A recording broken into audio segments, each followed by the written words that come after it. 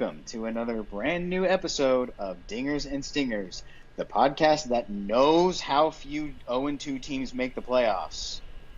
We know. Don't worry about it. I'm Dallas, that's Drew, that's Matt, and on this episode of our NFL show this week, we are going to talk about those 0-2 teams. We'll give some panic meter, and we'll ask one big question for each of those 0-2 teams for them to get better. We'll also swing by Fan Corner, and we will make some predictions for Week 3 and debut a brand new recurring segment on our show. So stay tuned for that. But first, as we are going to be doing for all of our NFL shows at the very start, we did it last week and we'll do it again as the season goes on. We are going to go around the league in 20 seconds, naming the winners and losers from the week that was. So, that's on me to do. So, we'll go ahead and give you all those, run them down for you real quick, just in case you missed it. So start the clock, and here we go. The winners were the Packers, Seahawks, Rams, Bengals, Ravens, Bills, Patriots, Niners, Cowboys, Lions, Colts, Cardinals, Eagles, Falcons, Bucks, and Chargers. The losers were the Commanders, the Steelers, the Titans, the Jaguars, the Browns, the Jets, the Dolphins, the Saints, Giants, Bears, Broncos, Panthers, Chiefs, Vikings, Texans, and Raiders. So there it is, the complete results from Week 2, the action there, in case you missed it.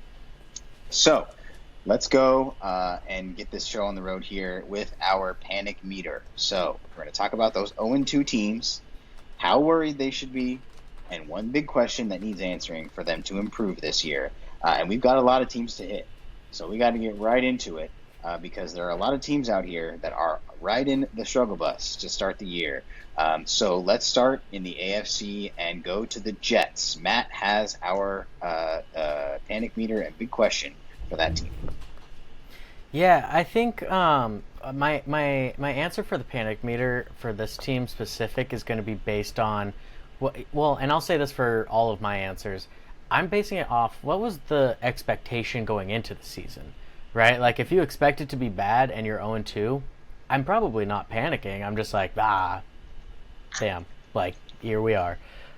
So for the Jets, I expected them to be more competitive than they've been. Still not a playoff team by any means. I'm going to put their panic meter at like a 4.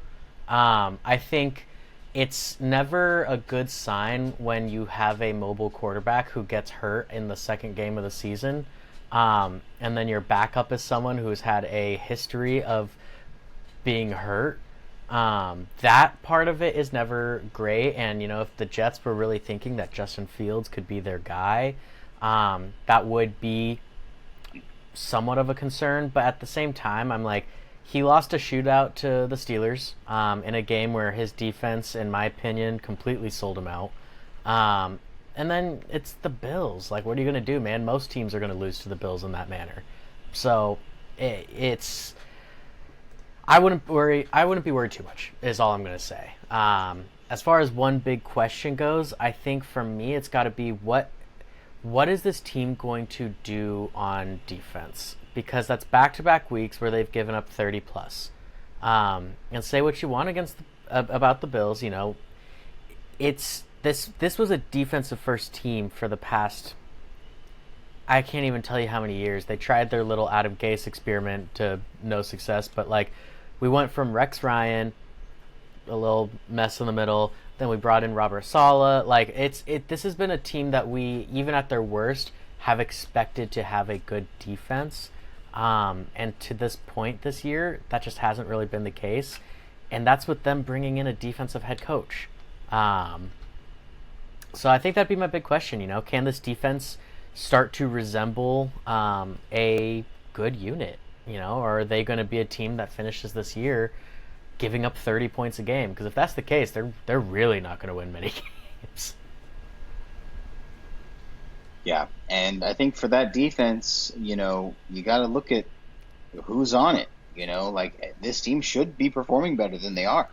Mm-hmm. And so one guy I want to ask about is Sauce Gardner. What is going on with him? Maybe the Jets secondary as a whole. Is that a unit that is contributing to this, problem with the Jets defense?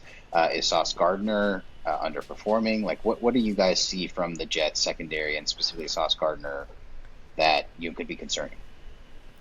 Yeah, I mean, you can search the archives if you want, but I remember talking about the fact that Sauce Gardner, outside of a rookie season where he had a lot of splashy plays, has actually been mostly an overrated player by the expectations set, right? Like, people expect him to be this, like, people expect him to be Pat Surtain, honestly. Like, they expect him to be this, like, defensive player of the year caliber guy, this true lockdown number one corner.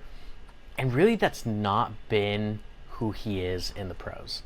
Now, by no means is he bad either. He's a really good corner. Like most teams, he would still be their top corner. It's just the expectations are so high for a guy like that, and I really don't think he's been performing. And in the offseason, man, they lost who, in my opinion, was their best corner, DJ Reed. That dude was absolute nails for them in the slot. As far as, any PFF grade or any advanced metrics go, DJ Reed was the best defensive player for the Jets the past few years. Either him or Quinnen Williams, but like it's not been Sauce. It's been DJ Reed who's kind of had the impact play from the defensive backfield. So I don't fully trust that he's going to turn into some elite ball hawking shutdown, whatever you want him to be corner, but they should be better than what they're doing. I mean, 30 points a game is embarrassing for pretty much any defensive unit. For sure. All right, let's go to our next team, and that's going to be the New York Giants, and Drew is on the Giants. Yeah, I mean, I'm going to give a similar preface that Matt gave, in that the panic meter is based on preseason expectations, and there's a lot of factors that go into it. I'm going to be like a little easier on the panic meter given the fact that it's been 2 weeks as well. But the Giants came into this year without big expectations. I don't think they, were necessarily expected to be like a bottom 3 team or something, but I don't think many people had them in their playoff picture. And I'm going to put them at being 0-2. I'm going to put them at a 5. And the reason I'm putting them at a 5 is that the season, you have to ask, what is the season about for the Giants? Because we've talked at length about their interesting quarterback room. Specifically, they have 2 veterans on the roster, and then they have Jackson Dart, who they picked in the first round. So at some point this year, given the fact that it's probably not going to be a playoff year, you're going to want to see Jackson Dart in there to see kind of what you might have with him. But so far, credit where credit's due, Russell Wilson has been playing very well for them in the starting job. He had that massive throw at the end of the game that seemed like it could have been a game winner, and then they promptly blew it and went to overtime and lost the game there. But the Cowboys are not a very good team, I don't think. I do think that they're, I don't know. Like, I would put them basically on par with the Giants, which I guess makes sense. They went to overtime. But, yeah, I guess my one big question for them is, how many games do you want to win? Because throwing Russell Wilson out there, that's a team right now that's trying to win games. And there have been parts of their team that have looked good. But I just don't think this team has it to really go far. And obviously starting 0-2, and Dallas started the show by telling everyone that I knew exactly how many teams go. I don't know the number. I know it's not very many of them. So yeah, I mean, if I'm a Giants fan, I honestly don't know how I would feel about the quarterback situation. I'd be like, okay, that's cool that Russell Wilson's doing this. We still are losing, and we still took Jackson Dart in the first round. So I don't know if I'm panicked, but I'm a little bit like, what is this season going to look like? Yeah, I want to talk about that quarterback situation because there's something happened in that game, in the Week 2 game against the Cowboys, that I think is interesting, which is that in the middle of that game, for seemingly no reason, Jackson Dart came into the game for a couple plays, like I a didn't play even catch here and a that. play in the middle. And it was very weird because it didn't look like Russell got hurt, like, and had to miss a play, but it didn't really look like they were. It was like a thing where Seattle put Jalen Milroe in week 1 because they have like a package of plays for him. It didn't look like that either. So I don't know what happened there, but Jackson Dart entered this game on I believe two separate occasions for a play, and then Russell Wilson came back in when Russell Wilson was in the middle of balling out. And so it just highlights your problem, which is like, what are they going to do here? Like, what is the plan? How long is Russell going to be in there? It was very nice to see Russell Wilson have a game like that. We don't know how many more of those we're going to get as Russell Wilson fans. When I say we, I mean Russell Wilson fans, me included. Not necessarily we on the show, but when Russell Wilson fans, we don't know how many more of those we're going to see. So it was really nice to see that. It was great to watch him just go bombs away and really hit against the Cowboys secondary that just looks awful, terrible. Yeah. And it makes me, in retrospect, it makes me nervous about the Eagles, not necessarily the talent they have, but the plan they have for their passing offense, because why couldn't they go hammer time on the Cowboys in week 1, like Russell Wilson, Malik Neighbors, and whoever else they have over there did. And so, yeah, that's what I wanted to mention about the Giants is it was nice to see Russell Wilson have a game like that. And yeah, they're already getting weird with their quarterback situation, so I imagine they'll only get weirder. Okay, so let's move on to the next team that we want to talk about, and that is going to be, the Browns. Let's talk about Browns, and Matt has the Browns. Yeah, I have the Browns panic meter. I maybe was a little more extreme with my panic, but I feel like there's a lot of teams that we're going to discuss here that I actually am pretty set on. Like, I believe they are heading in a direction. Whether it's the one they want is to be determined. I have the Browns panic meter set at 9. They have somehow looked competitive and yet not really in either game, it felt like. At least that's, from what I've watched of them. It's another one of those things, like, I understand coaches are always trying to save face. Apologize for that as well. Apparently all my kids are screaming. But coaches are always trying to save face, and a lot of times what that ends up looking like is bringing in veteran quarterbacks, bringing in guys, even when you have young players or players of high profile, and letting them kind of have, and granted, I think it's actually great for the development. I think that they should do this in practice.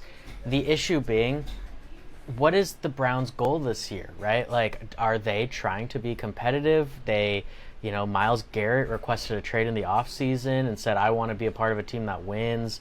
And, they threw a couple extra zeros on his paycheck and told him, who knows what they said. But somehow they convinced him to sign an extension mere days after saying he wanted to be traded. And yet they're going to roll out Joe Flacco, and they're going to roll out this team that just feels like they really don't have any ceiling. Like, there's no upward trajectory for this team, and yet they have these really exciting players on the team. Jerry Jeudy looked awesome last year, and with competent quarterbacking, I think he could be great. And Cedric Tillman was supposed to be this big guy out of Tennessee coming out of college, and he's starting to come into his own. They draft Harold Fannin, and he looks legit, rookie tight end. They obviously have Njoku, and they go out and get Quinshon Judkins. Like, they have so many players, and that's just offense. We're not even talking about Denzel Ward, Myles Garrett, like all these guys on defense as well, and it's just, they're going to go out there and put this insanely talented roster out there and win 3 games, 4 games, another top 5 pick. and in a class where now the quarterbacks that in college right now are looking really bad, all the best guys, and it's just one of those things like, how long does the search keep going before you just say, we're going to commit to a younger guy and develop him, right? We are going to let him get in here, get his reps. I don't care if it's Dylan Gabriel. I don't care if it's Shedeur Sanders. It just, I don't know. Why go out and acquire two guys who are as notable as them just to have both of them not do anything? We'll see if that changes. We'll see if they end up, playing them at some point. I'm sure they will. Just, if I'm a Browns fan, I'm kind of just disgusted looking at this season again, because it just feels like it's all the same stuff all over again. The one silver lining is they're not far off from being able to get out of the Deshaun Watson contract. So there's the light at the end of the tunnel. Yeah. The Browns defense, I mean, they look as good as, they've looked over the last few years, for the most part, in pieces, I guess. They got 40 bombed against the Ravens, which, that didn't happen the normal way the Ravens do it, but, it does happen to a lot of people against the Ravens.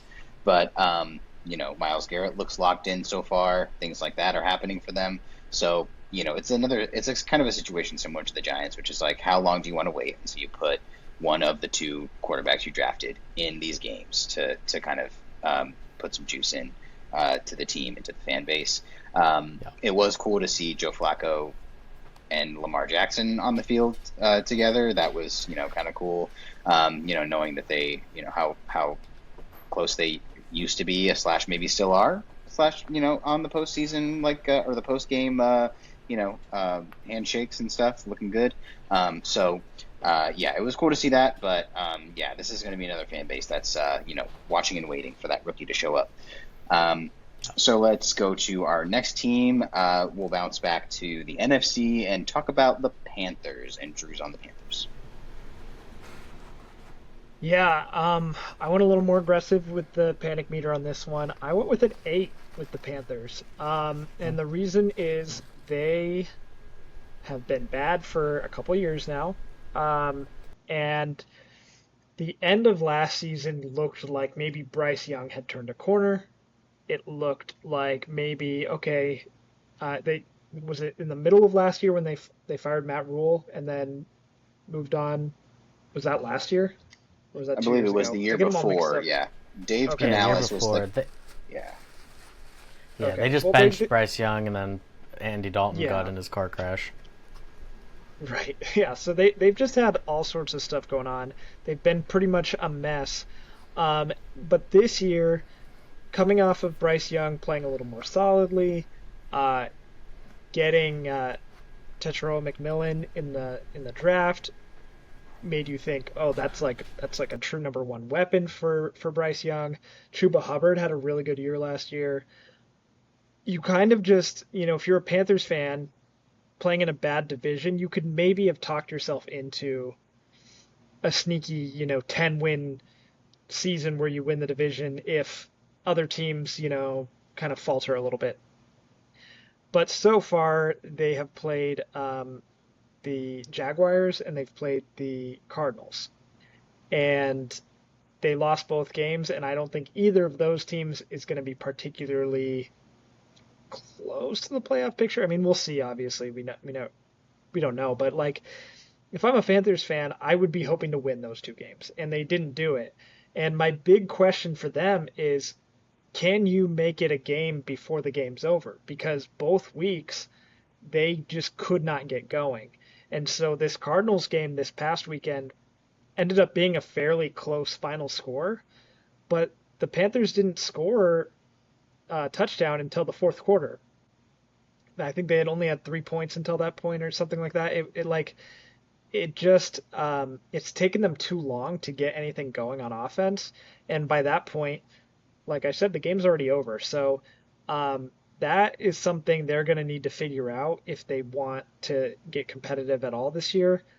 I don't expect them to be in the playoff hunt whatsoever. But if I'm a Panthers fan, I'm kind of sick of this. And that's why I put the panic meter higher. It's like, okay, another lost year potentially, how many more of these are we going to do? And even if Bryce Young turns things around and is like a pretty solid quarterback, he's already on year 3. You get you basically get 5 years on that rookie deal if they pick up that 5th year. So, and then you get into a question of like, okay, do we pay Bryce Young? Like, I don't like as of now, obviously you wouldn't, but like, what's going to happen there? So that's where the panic sets in. Is more big picture. You were hoping to see more growth to this point, and obviously there's still plenty of games left. This could still be that step forward season that we're hoping for, but I'm not super encouraged by the first couple weeks. Yeah, never a good sign when you have a receiver who you targeted, I believe, like 12 times, and his yardage total at the end of the game is negative. You're talking about Xavier Legette? Yeah, -2 yards on like 12 targets. That's not what you want to see if you're a Panther fan. The season total is crazy. He's got like 16 targets, 4 catches, 8 yards. And really, that was like the big second round pick of last year. Everyone was so hyped on that. 8 yards. And yet, today, I did talk myself into putting the waiver claim in. So you know what? Come on down. It's called Xavier opportunity. Legette. Come on down, Xavier Legette. Let's see what you got. I love that. Come on, man. I love that. I love that target share, kid. Bring it on over. All right. So let's go to our next team, and we'll go to the Titans, and we have Matt on the Titans. Yeah. Dude, my panic here is low. I'm gonna put it at like a 2.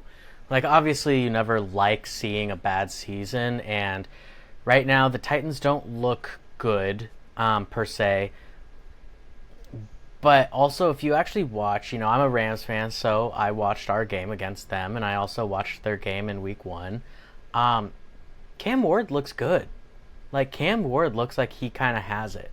And Calvin Ridley, love him or hate him, he's kind of always been one of those like borderline 1,000 yards plus or minus a few. He's been a solid receiver his whole career. Their rookie, it's like Alec or Elic Ayamanar something. The kid out of Stanford, he looks really good. And they got him late. I think they drafted him in like the 6th round or something like that, 5th round. Tony Pollard even looks, solid at least. I think if you're a Titans fan, you're just encouraged by the fact that it seems like you guys might actually finally have a quarterback. Because that's the whole thing, right? That unlocks every piece of the puzzle. Is, do you guys have a quarterback that you can depend on for minimum, 4 or 5 years, and it allows you to just invest so much into everywhere else on the team, and to really build out this roster. And I think they do. So my big question for them moving forward, I think, has got to be if, how can they get their offensive line to gel? Because as of right now, he's looking like another case of rookie quarterback was drafted number 1 to a team that has no offensive line and really no reason to be putting a quarterback out there at all. He's been pressured, I think, more than any other quarterback in the NFL this season through 2 games. So, he said the Rams publicly, and the Broncos would contribute to that. Sure. He's played against 2 good defenses, but at the end of the day, you still need your offensive line to show up and at least put bodies out there. I mean, sometimes it just looks like they're getting free run on him. But yeah, I'm not panicked for them. And if I'm a Titans fan, I'm not panicked either. I'm excited.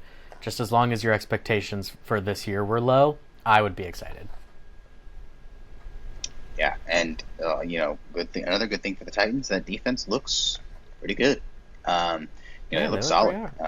They look all right. So if they can continue to be, pretty all right once the O-line does get it together, this team could be, pretty decent, pretty quick. But let's keep it moving. and go to our next team, which is going to be the Chicago Bears. And Drew is on the Bears. Yeah, I've got the Bears pretty high. I'm going to put them actually at a 9 out of 10. And the reason it's not a 10 is only because it's been 2 games. But these 2 games have gone basically as poorly as you could imagine, especially seeing the Vikings' performance against the Falcons this past weekend. It makes week 1's loss to the Vikings look worse because the Vikings don't seem like particularly great right now. Mm-hmm.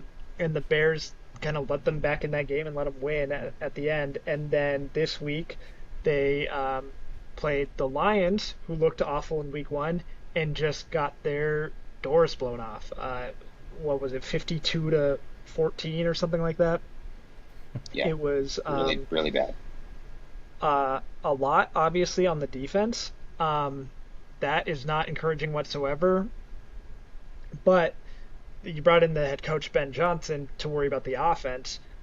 And even that has not looked very good. And so my big question for them is, how many games do we need to see before we can determine if the Caleb Williams-Ben Johnson combo simply doesn't have it? Or if, maybe they need more time. But 2 games is too soon, for sure, for me to give up on them gelling and the offense getting going. But I have not been encouraged by what I've seen. The one encouraging sign is that Rome Odunze has emerged as, perhaps their number 1 receiver.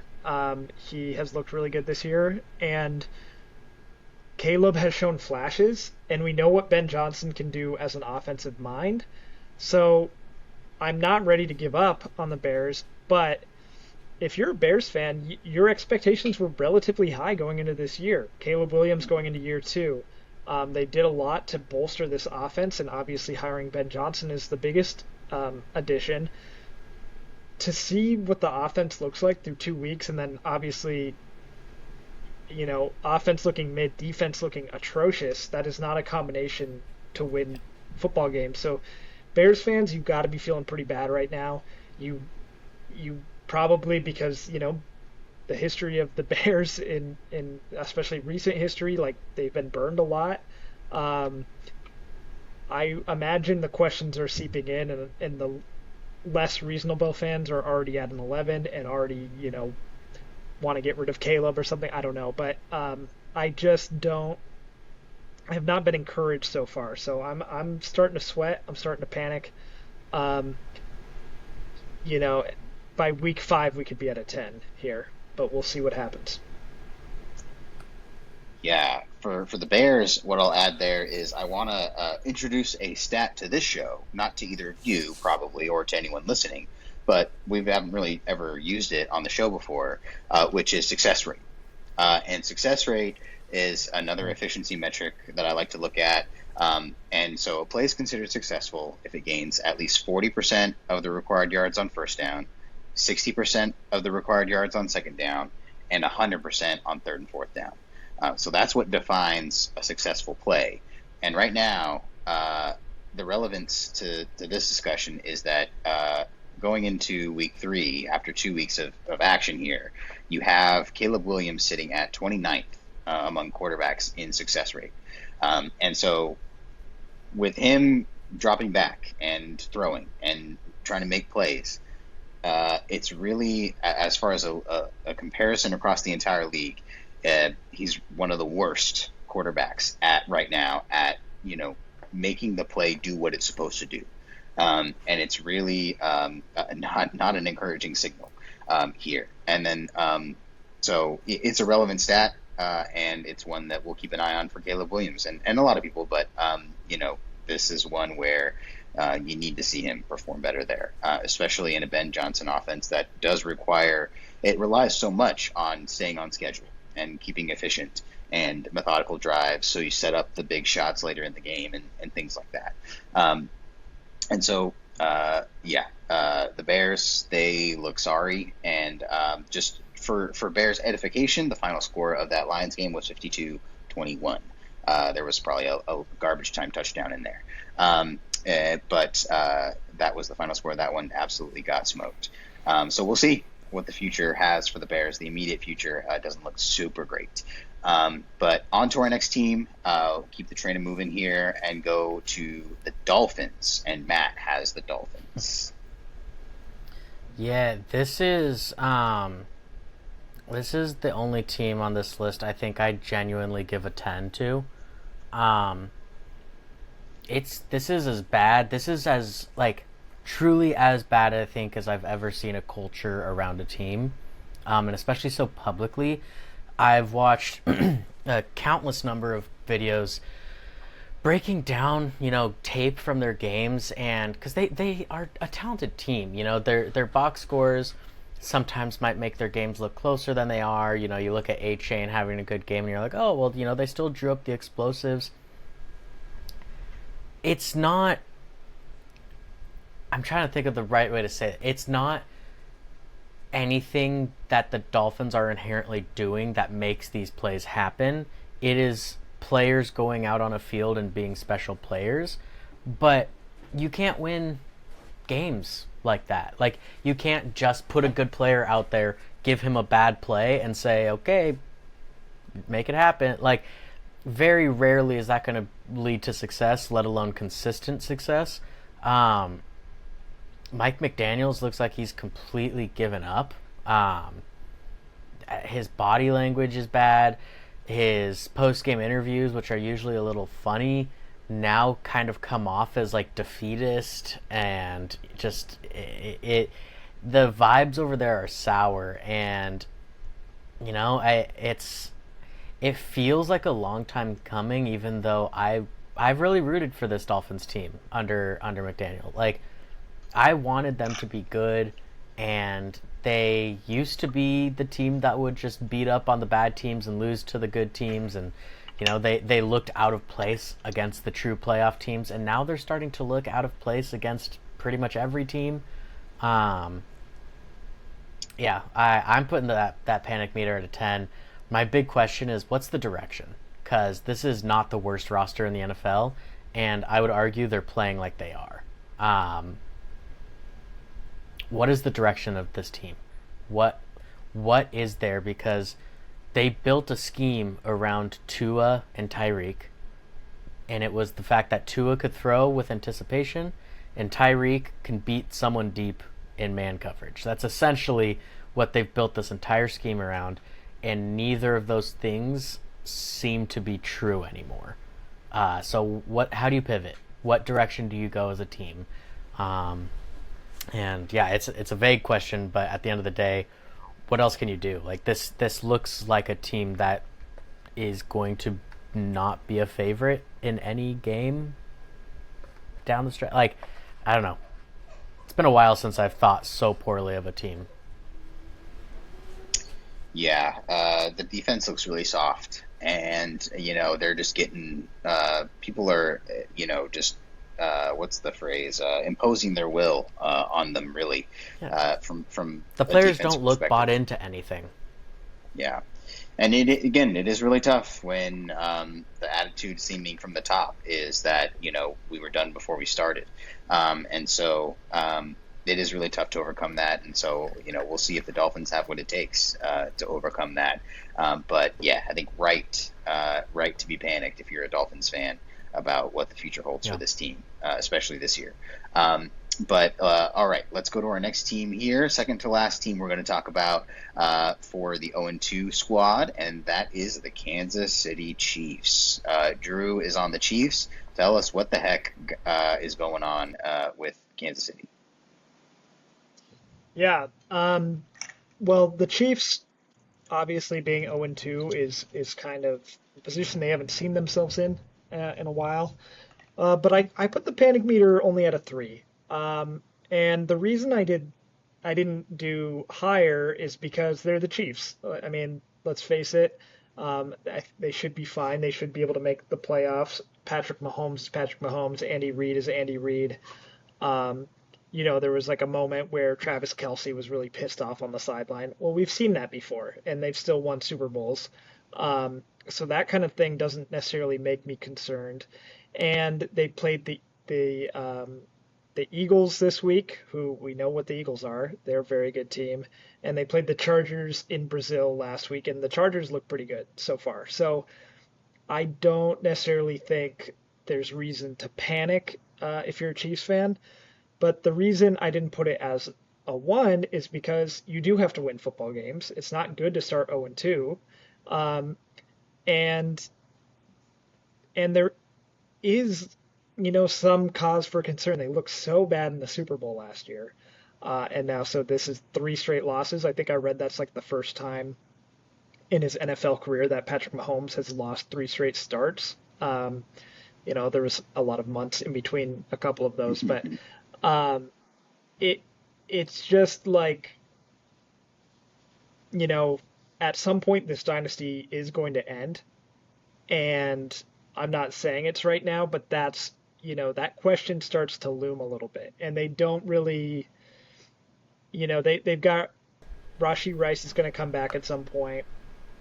You would think Xavier Worthy at some point. So like they should be fine, but they just haven't been playing very well. And again, playing good teams and all that. But I'm not overly concerned. And if you're a Chiefs fan and you're panicked right now, you're in too deep because you won 3 Super Bowls in 4 years or whatever it was, and then have been to a couple more, and you're fine. Okay, you're going to be fine. Even if they have a terrible year and miss the playoffs, it's all going to be okay. You shouldn't panic regardless. But I understand it's your favorite team. That's how sports works. You want them to be good every year. And I would say this is the worst they've looked in a while. Um, but I don't know. A couple years ago, they didn't look good all year and then ran the table and won the Super Bowl. So, I'm not overly concerned about them. Oh, and my big question for them is let's see them play some lesser teams, which I know that's maybe not a good sign because you're going to play good teams in the playoffs for sure. But I'd like to see if the Chiefs can look like the Chiefs again once they play lesser competition. Yeah, and to that point, this weekend, Sunday Night Football, Battle of the 0-2s, Giants, Chiefs.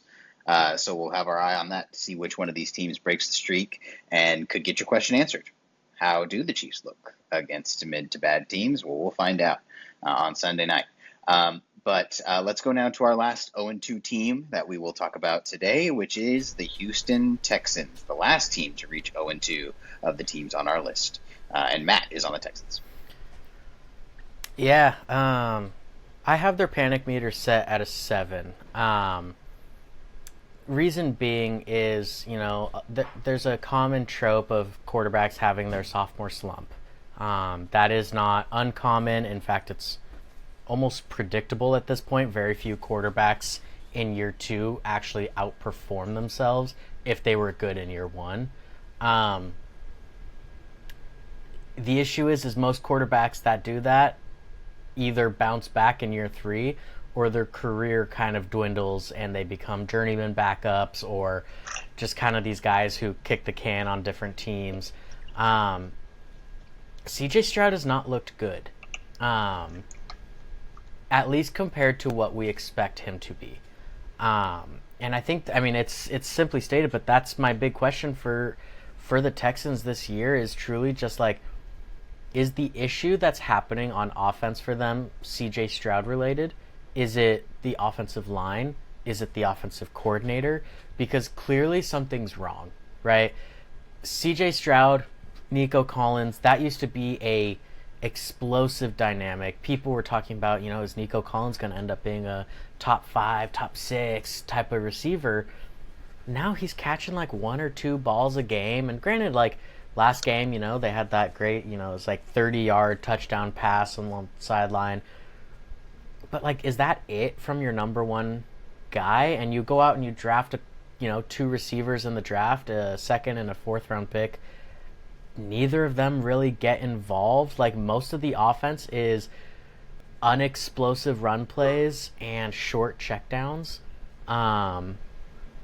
There's just not a lot in this offense right now. And I don't know if the issue is CJ Stroud, the O-line, or the offensive coordinator. Like, it's hard to tell at this point. But I mean, that defense will keep them in games. Both of the games they've played have been close, and I would attribute that mostly to their defense. Yeah, I don't know. I would be pretty panicked right now if I was a Texans fan.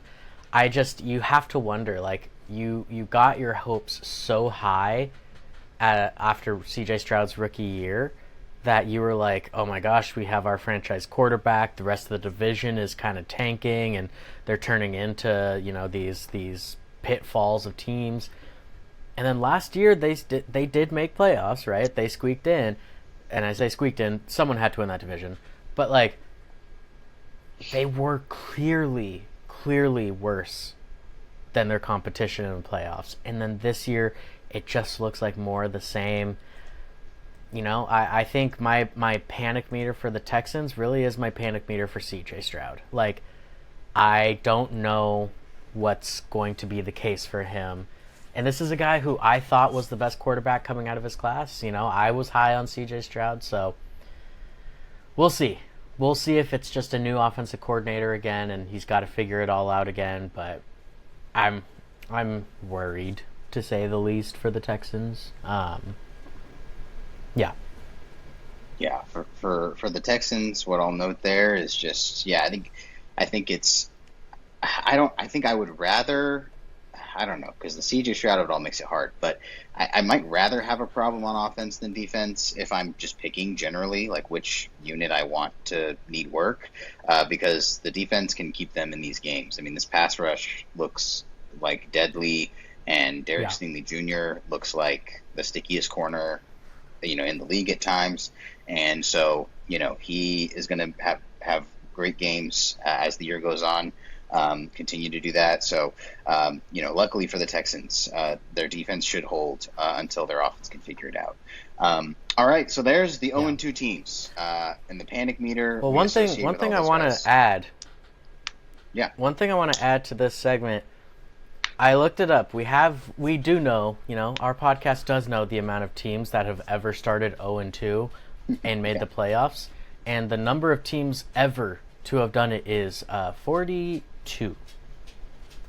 42 teams ever, 43 out of 422 teams that have started 0-2, and this is since the merger, AFL and NFL merger. So 10%, right? 1 out of every 10 0-2 teams makes the playoffs. And, this list, we got, 1, 2, 3, 4, 5, 6, 7, 8, 9. Got 9. So not even a guarantee that any of these teams make the playoffs. My money's on the Chiefs. My money's on the Texans. There you go. We'll mark I that think the down. Texans have a way easier path to the playoffs than the Chiefs would. See what happens.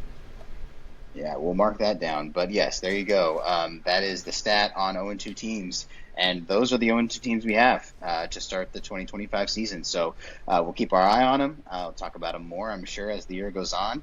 But, excuse me, let's move now we'll save our new segment for the very end of the show. But let's move on now to Fan Corner, talk about our teams a little bit.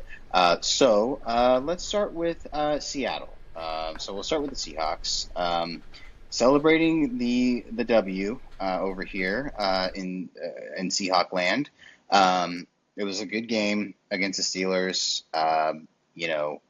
There was a special teams error that the Steelers made that really helped seal the deal for Seattle. But the defense played really well. I think the pass rush showed, a lot of really good stuff. I thought that the secondary played really well without Devin Witherspoon. I was really concerned as to how that might look because of his ability to just make plays in the run game and, rally to the ball and tackle strong. They stepped up. And it was the DK Metcalf revenge game. He did not have a great day. He did score, but held to about 3 catches, 20 yards or so, and that touchdown. So, the DK revenge game, we sorted that out. I have my quibbles with that DK touchdown. Namely, you cannot, like, if you want to leave Reek Woolen off of DK for for the rest of the game, that's fine. But when they get in the red zone, you have to put Reek on DK because he's the only one who is tall enough and long enough to even have a shot at a jump ball like the one Aaron Rodgers threw to DK that Kobe Bryant couldn't fight for. And so when they took Reek off of DK in the red zone in that case, I did not care for that. But it worked out okay. They won the game. The offense looked a lot better. They got chances to get into rhythms, and when they got into rhythm, it looked really nice.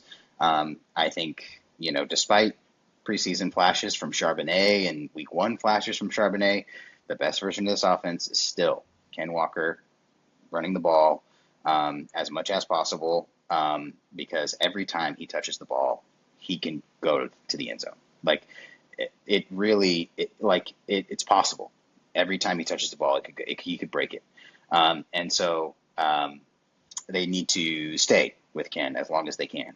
And so hopefully they continue to do so. Everyone else looked a lot sharper. Cooper Kupp looked a lot sharper. Torrey Horton got involved. He got a touchdown. His first NFL catch was a touchdown. Pretty cool. He cooked Jalen Ramsey on that route. Super nice to see. So, yeah, everyone else looked a lot sharper offensively. So, yeah, good signs for Seattle. Saints coming up, so, should be okay. Maybe not, though. Saints have played close with some good teams, so we'll see. But, Saints week 3, looking good.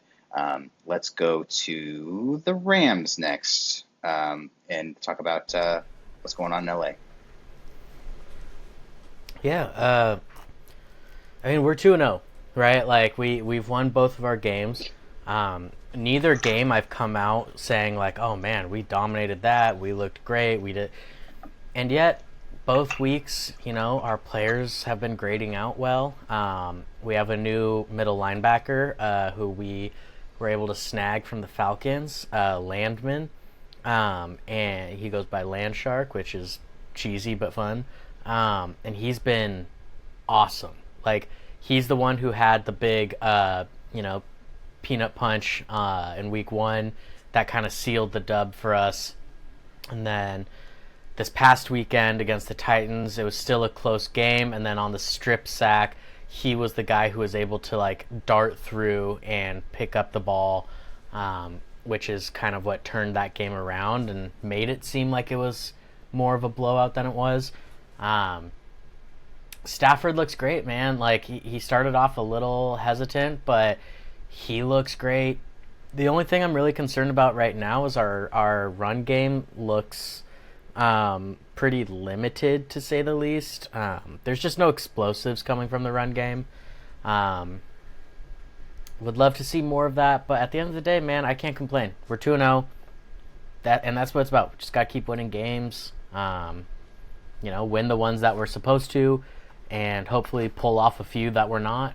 Especially, looking at this week, we're playing the Eagles. So, if somehow we're able to pull off a win, that would be huge. But if not, we look forward to the next one. And yeah, I'm happy right now. I expected us to be good, but I expected to see some more early season trouble than we've been seeing. I expected us to kind of do the McVay classic of start slow, finish hot. And, we've only seen pretty much like 1 or 2 seasons where we've been hot the whole time.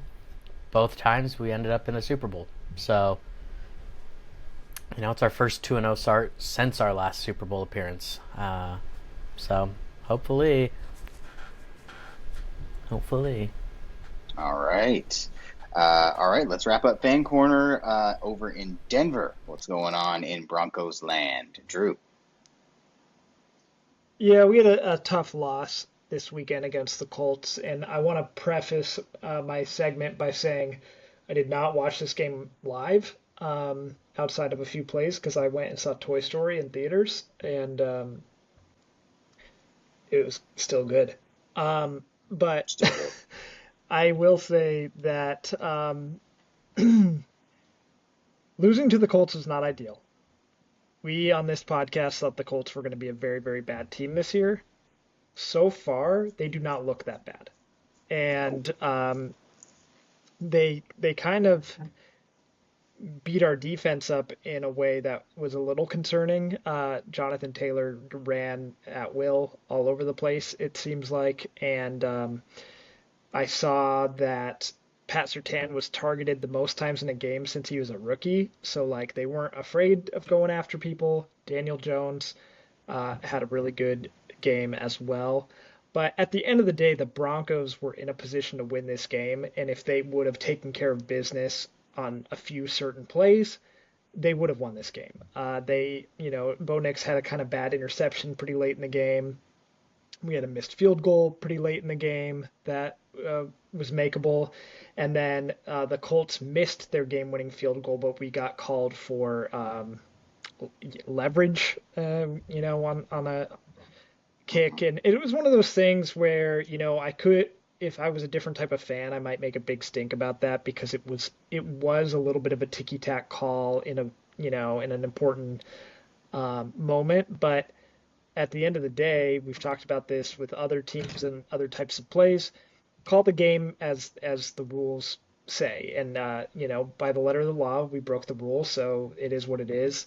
And then the Colts get a retry at the kick, a little bit closer, and they make it. So to go, to lose a game on the last second field goal where there was a penalty, it's just kind of fluky. So I'm not really super down on the Broncos, but it just wasn't the best week for us.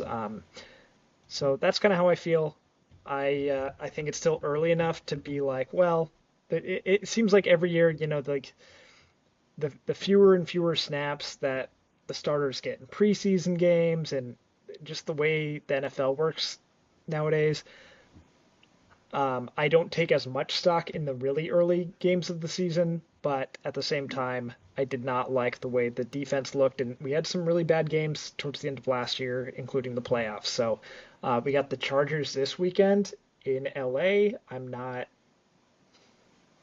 super confident in that. Chargers look pretty good. But that'll be a big game of learning for me. So, what can we do against an offense that has looked really good so far and a division rival at that?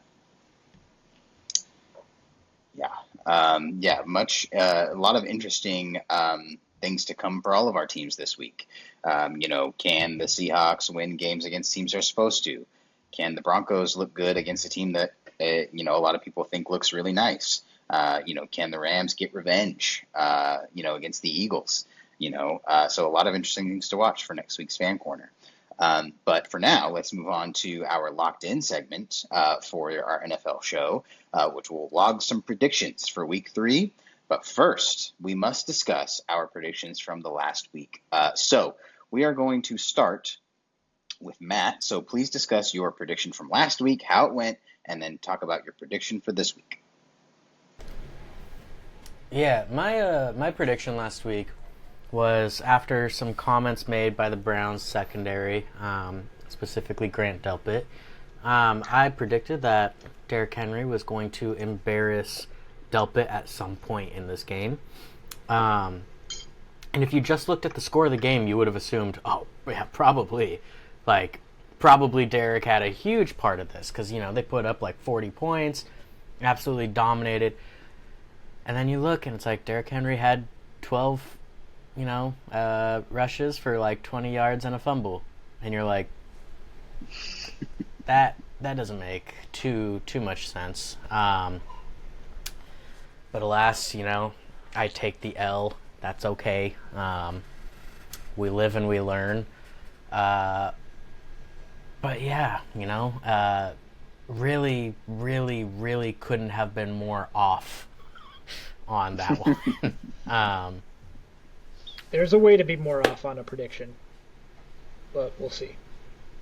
Okay. We might talk about it in just a second. But before we get to that, let's go to your prediction for this week. Yeah, my prediction for this week, I am going to predict something. This may be bold. I'm going to predict that not a single 0-2 team wins. Okay. I'm going to go big with this one, and it's a hefty prediction. But when that Giants and Chiefs game ends in a tie, the Giants Chiefs. You know what? Then you'll all see. When the Giants Chiefs ends in a tie, you'll all see. Because that is the one game where 2-2 teams play each other. But if they end in a tie, I'm buying a lottery ticket. I'll call it for that game at least. Giants over Chiefs. If they end in a tie, I will officially believe that there's some kind of spell that surrounds Russell Wilson. Because what a weird... There's always I think that spell is called Christianity and Jesus Christ of Nazareth. I was going to say, could we be entering... Why would that help him tie? Right. Jesus is all about being fair. You know, we might be entering a second phase of like Russell Wilson being God's favorite. You know, like there was the early years in Seattle where they were winning games they shouldn't, and he was making throws he shouldn't. He did Hail Mary. He did 2014 NFC Championship game. You know, and so we may start seeing that happen now. But like, you know, maybe God being like, but you don't get the wins. You just get to look good and then lose. So all right. So the official prediction is what? Every 0-2 team. Every 0-2 team except the Giants will lose. Except the Giants will lose. All right. That is a bold prediction. We'll take it. All right. So Drew, let's talk about your prediction from last week and your prediction for this week. Yeah, my prediction from last week. This was the aforementioned way to get a prediction even more wrong than Matt's. I said Ben Johnson would win his first matchup against his old squad. That was obviously the Bears taking on the Lions, and it was not close. It was an embarrassment, absolutely blown out. Ben Johnson did not win. In fact, I saw a video from the post-game handshakes, and he didn't want to look any of those Lions guys in the eye. Even it appeared so. Can't blame him. That was an ass whooping. But we're gonna get better this week on predictions. And so I chose a game that is of interest to Matt and probably the most exciting game on the slate this weekend. It's a couple of undefeated teams. The Rams are playing the Eagles, rematch of the divisional round last year in the playoffs. Yep. Mm-hmm. And my prediction for that game is, I'm not picking who's going to win or anything, but I am predicting that the combined score is going to be fewer than 40 points. It's going to be a defensive affair. I don't think that's a bad way to go. Obviously the Rams defense looks good to start the year, but the Eagles defense hasn't been slouching either. And so I think it's a good way to go. But yeah, so there you go. There's our predictions. So keep an eye out for those. Keep those in the back of your head while you're watching Sunday action. But before we end the show, we must debut our brand new segment. And this is going to be recurring week to week. We've got some friends involved. So we are going to be able to keep doing this. This segment is called Take On Me. And it is one hot take submitted by one of our members of our fantasy league that we're all in together. And hopefully listeners to the pod, at least on the episode that their take is featured. So they're going to send us a hot take that we can talk about for a little while. So we'll take about the next 5 to 10 minutes or so to talk about this. It doesn't have to be a big thing. But this week, our submitter, if you're not familiar with our fantasy league, and I assume that you're not, we went to the king of hot takes, and our league mate, our good buddy Elijah. He is famous in our group for spitting that hot fire, letting everyone hear it. about the things he thinks about the NFL. So he gave us our first take that we're going to talk about, which is this. The take for this week. Bryce Young is better than CJ Stroud. This is the take that was submitted here, so let's talk about it. What do you guys think? Is Bryce Young better than CJ Stroud? Why or why not? Let's hear your thoughts. I want to just clear one thing up. He submitted, actually, we asked for a take. We asked for a take, which I'll tell the whole thing because this is funny. Dallas was very clear. We need one take on the NFL this year. And you said NFL, and you said this year. And he said, what sport? So that was funny. But then he gave 15. He gave us a list of 15 takes, varying from lukewarm to hot, and some of them definitely had to do with this year, but some of them just absolutely were about the concept of football. So I look forward to digging into some more of those throughout the year, perhaps. But anyway, we'll bank some of those. I'm gonna say I disagree with this take. I wanted to agree. Matt talked about the Texans earlier. CJ Stroud has been a bit of a concern. And I talked about the Panthers earlier, and Bryce Young had picked it up in the second half last year. So, when he said it, and he is a Panthers fan, Elijah is a Panthers fan, so, have that information in your head. And if you knew him, you would take it with a grain of salt anyway. Right. I wanted to believe in this take because I was like, no way. Is he really? Has he really been better? The answer is no. It's not I mean, I don't know. I'm not as good at doing this as I am with baseball, where I can really just look at stats side by side and really kind of pick it apart. I'm not really seeing anything that Bryce Young has been better than CJ Stroud on, aside from he has more passing yards this year. He has more passing touchdowns this year. So, he's gotten his team to the end zone a few more times through the air. But I think I'm just going to have to disagree with this take. I think if I was, if I had a game tomorrow and I needed one quarterback and my choices were Bryce Young and CJ Stroud, I think I would still go CJ Stroud. Yeah, I mean, on the surface, it was such a quick decision. When I was looking at this argument, who's better, Bryce Young, CJ Stroud? I was a huge CJ Stroud over Bryce Young person, even in the draft. I thought that CJ Stroud was much more deserving of being the number one pick. All that being said, for a little bit of variance on this show, I'll go ahead and take the argument that Bryce Young is, in fact, better than CJ Stroud. And let me tell you why.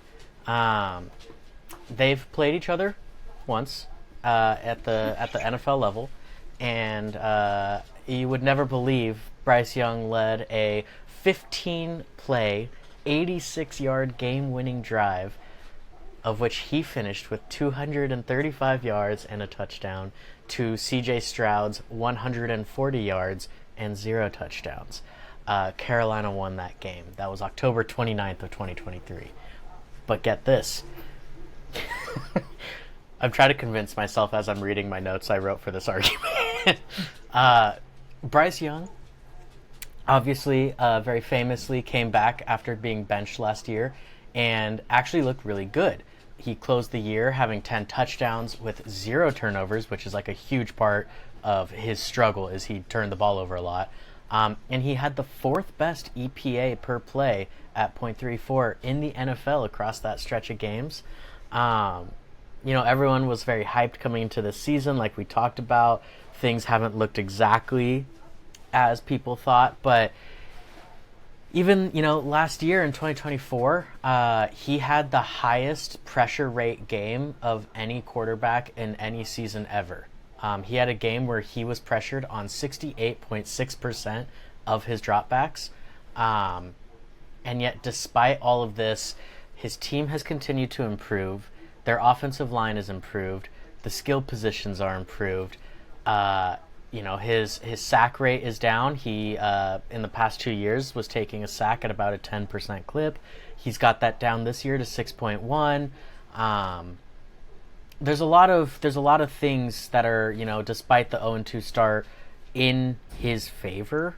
Whereas CJ Stroud, his team has been good, and aside from losing Tank Dell, his offense is essentially the same.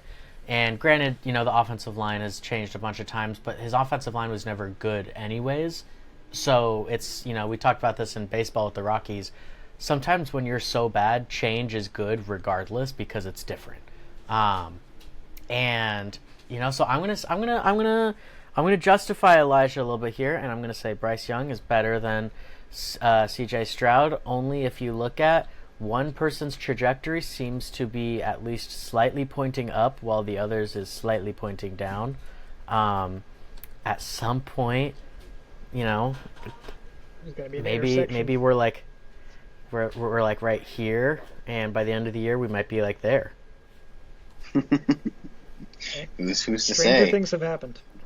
Stranger things have happened. And I hope I don't have to defend Elijah's takes every week. Yeah, it doesn't have to. The next Elijah take you get to defend. One pro, one con. I was surprised it worked out that way, but it's a good case to make. I like the idea that we had both sides of it. I